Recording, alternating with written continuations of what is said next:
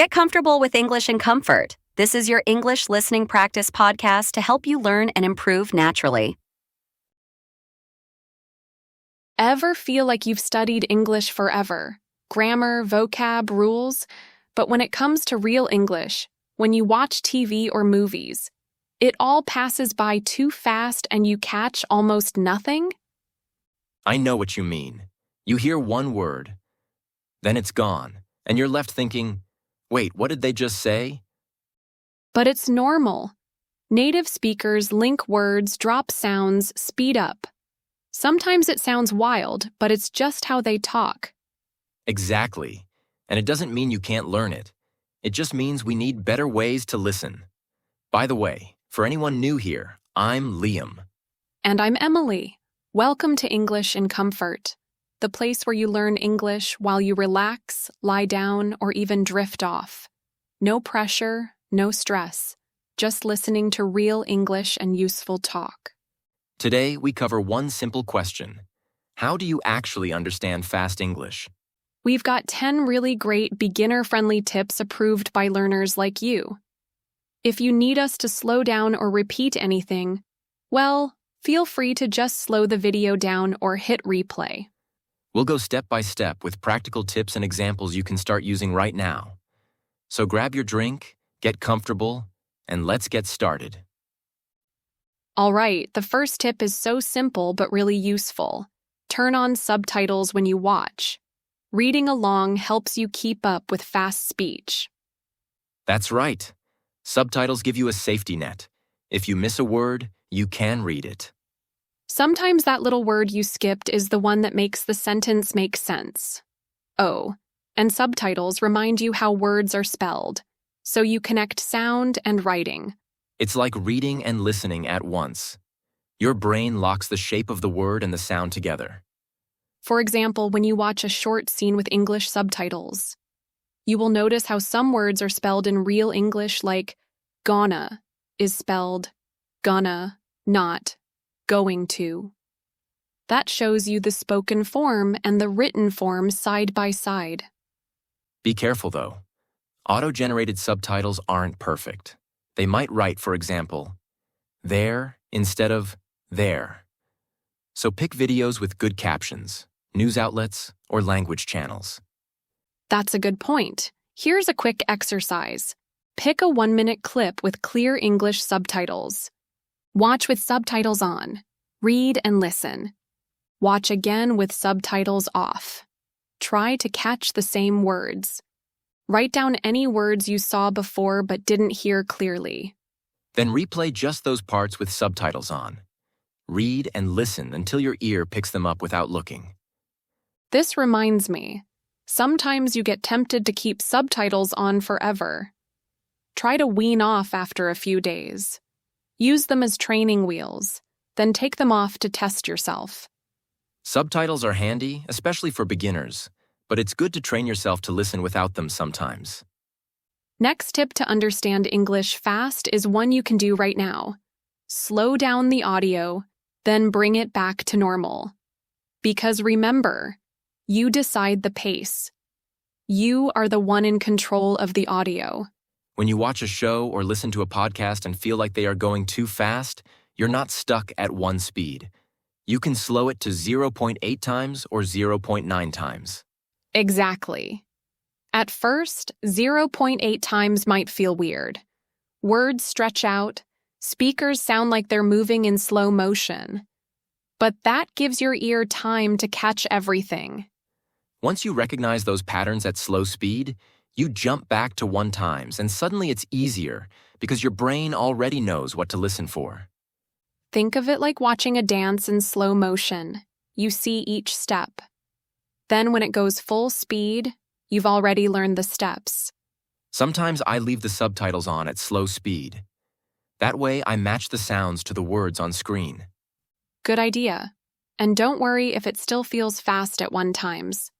Over days, your ear adjusts. Right, there's no rush. You're training a muscle, your listening muscle. Here's a simple way to practice. Choose a 1 to 2 minute clip. Play at 0.8 times. Listen for meaning. Don't pause.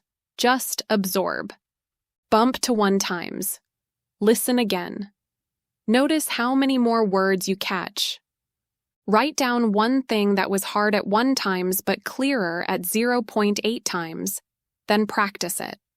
For example, I once slowed a news report about climate change. At 0.8 times, I heard greenhouse gases clearly. At 1 times, I missed it the first time. See?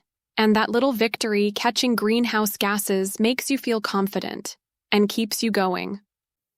Do this for 5 minutes a day. Pick different topics: interview, casual chat, news. Your ear learns to adjust across styles. Just remember, you're in control of the speed. Slow it down when you need. Speed it up when you're ready. Next tip is all about keywords. Keywords are the handful of words in a sentence that carry the main meaning, usually nouns, main verbs, and sometimes strong adjectives or adverbs. And those words are the ones you'll actually hear in fast speech because speakers stress them, make them louder, or hold them a bit longer. Exactly. Sometimes there's even a tiny pause before or after a key word. If someone says, "I love chocolate," that love stands out. Even if I and chocolate blend in, you catch that feeling. Adjectives can pop too, like, "That movie was really funny." Really gets extra punch. What about question words? Good catch. Question words like what, where, why also get stress. So keywords equals nouns, main verbs, strong adjectives/adverbs, question words. Let's practice together with an example. I will read a sentence, you pick the keywords, then we'll unpack it. Okay, I will try it too. Give me the sentence. They canceled the flight because of heavy fog this morning. They canceled the flight because of heavy fog this morning. I heard canceled, flight, heavy fog, morning. Perfect. From just these keywords, it tells you the flight didn't go because of fog today. And we noticed because of almost disappeared, became cause of, which is called a reduction. We'll get to that in next tip. Should we practice with another slightly long example? Sure, here you go. Listen and pick out the key words. The teacher announced a pop quiz after lunch. Students looked surprised, but she said it would only cover chapters 1 and 2.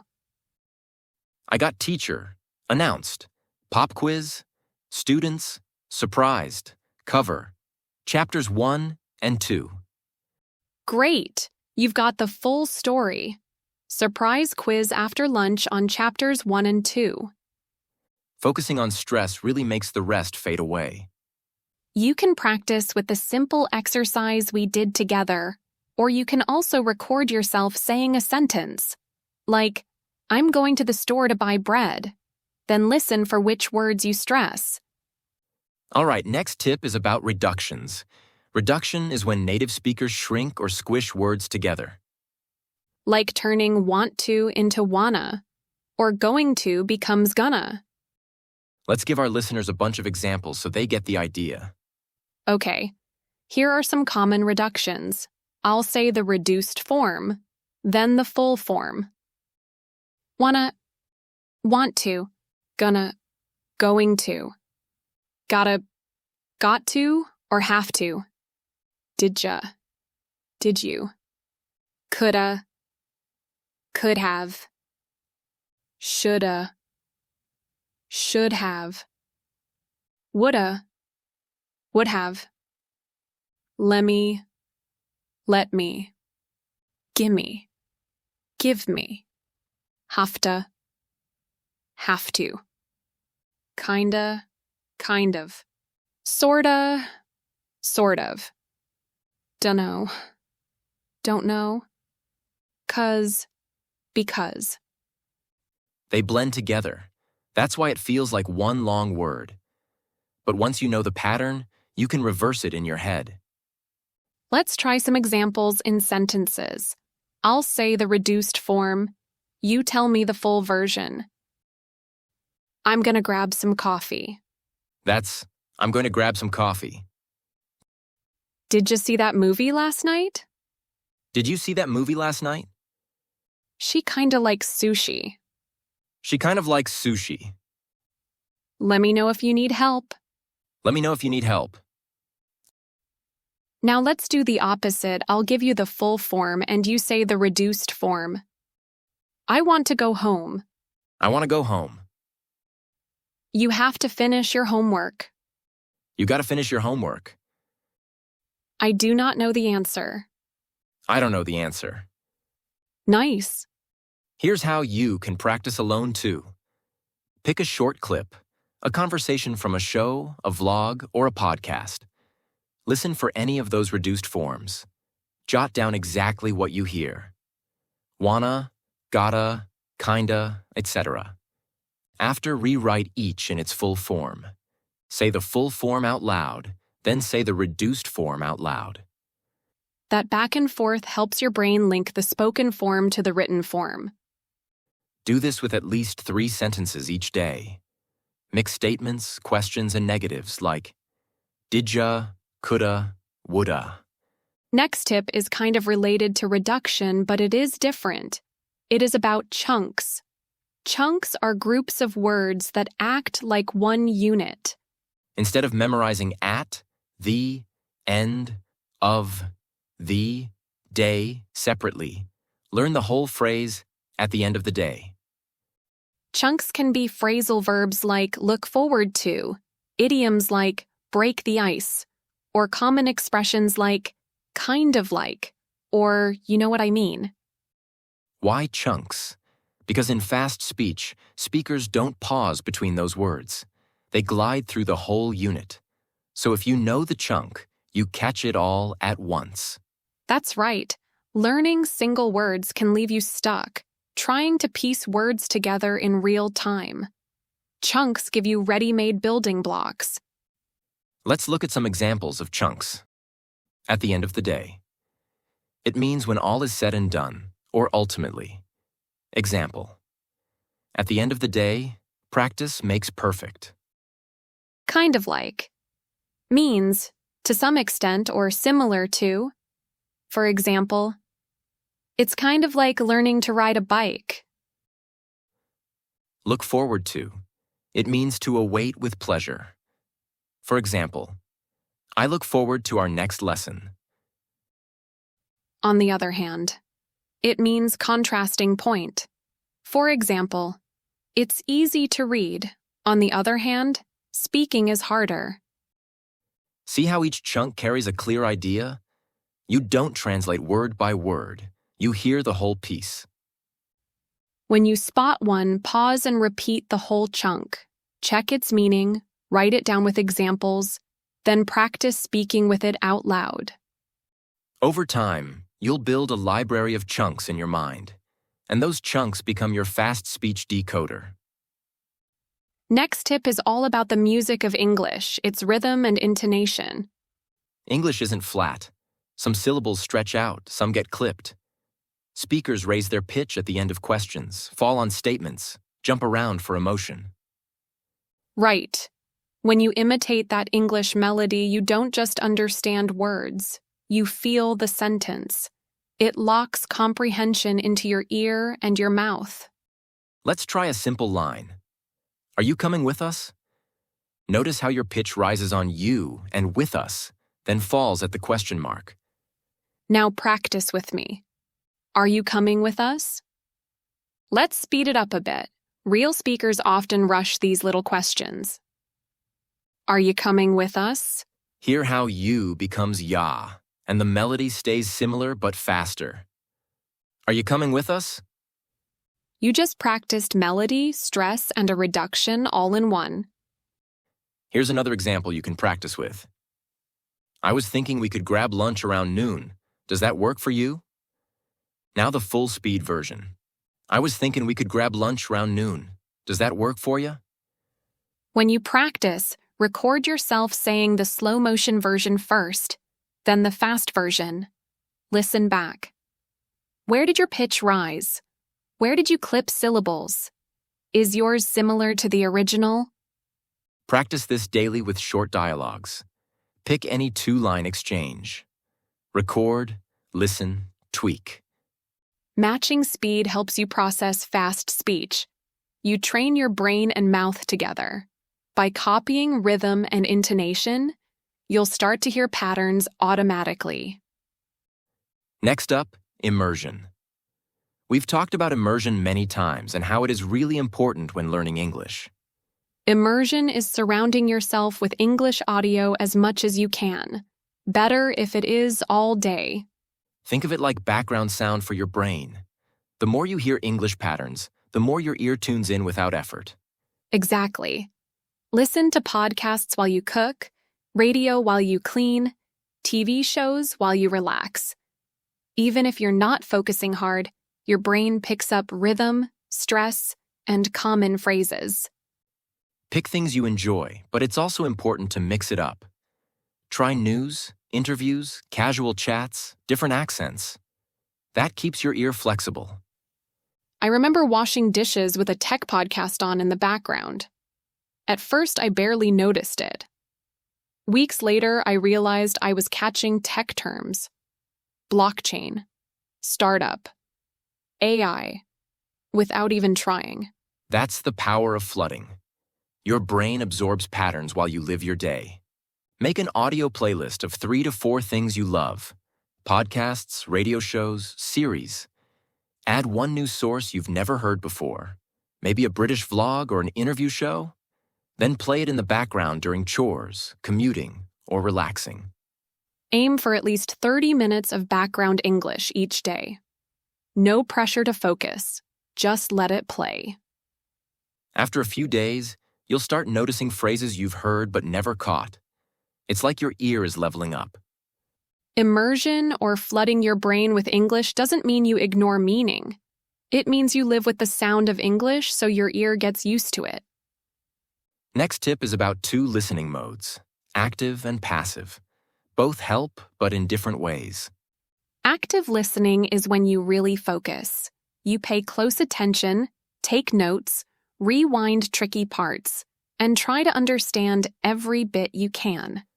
Passive listening is when English plays in the background, while you cook, clean, or relax. You're not forcing yourself to catch every word. Your brain soaks up rhythms and phrases on its own. Think of active like a workout at the gym. You're lifting heavy to build strength. Passive is like wearing a fitness tracker all day.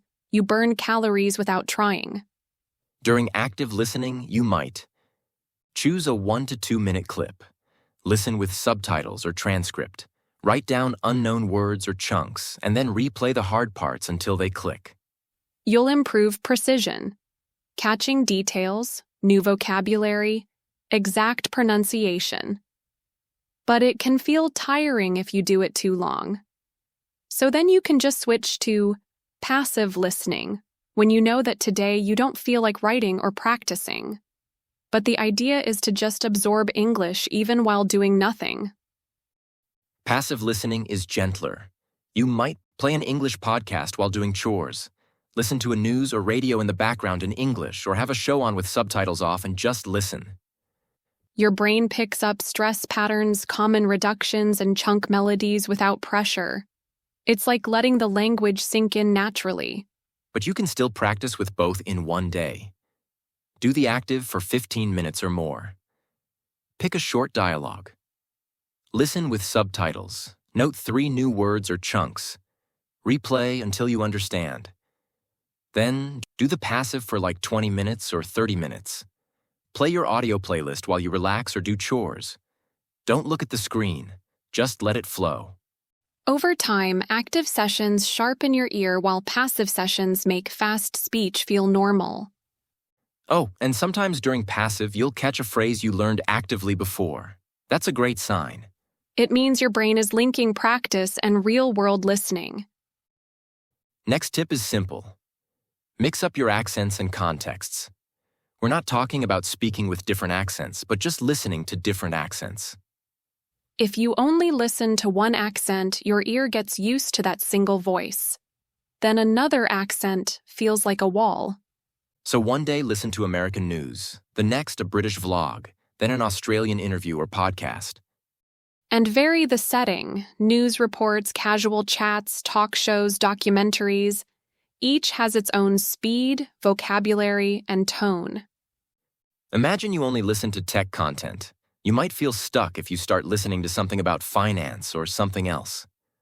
Also, American newscasters speak clearly but quickly. British vloggers might drop some sounds and link words differently. And Australians stretch vowels in their own way. By varying sources, you train your ear to any voice. You might wonder, why not just stick with one accent, like American? Focusing on one accent can feel safe, but real English comes in many flavors. If you only train on American, a British or Australian speaker can still feel like a different language. It's not overwhelming if you start small. 10 minutes a day in one new accent is enough. You don't need to master every accent. Just get comfortable with the idea that speakers differ. That's right, over time you'll build confidence. When you hear someone new, your brain will say, I've heard accents change before. I can do this again. But yes, you can focus mostly on American if that's your goal. Just sprinkle in one other accent now and then. That sprinkle keeps your ear ready for surprises. Okay. Final tip is about predicting what you'll hear next, so fast speech feels less surprising. When you listen, use the context, the topic, the words you've already heard, the speaker's tone, to guess the next word or phrase. For example, if you hear, I'm going to the, most likely you'll guess store, park, office, or gym, depending on the conversation. That guess primes your ear. Start with simple sentences. She wants to. Guess eat, sleep, talk. Then move to longer ones. After work, I'm meeting. Guess friends, my boss, a client. If your guess is wrong, no problem. This trains your brain to stay one step ahead. When speech goes fast, you're not hearing every word for the first time. You're confirming your expectations. This is just a quick, fun tip that you can practice yourself. And that's a wrap on our 10 tips for understanding fast English. Which tip did you like most? Was it spotting key words, slowing the speed, or maybe mimicking rhythm? Let us know your favorite tip in the comments below. Your feedback helps us make better episodes. If you know someone struggling with fast speech, share this video with them. It might be exactly what they need. Thanks for spending your time with us. Keep practicing, keep it comfortable, and remember, understanding fast English is just a series of small steps. Take care, everyone.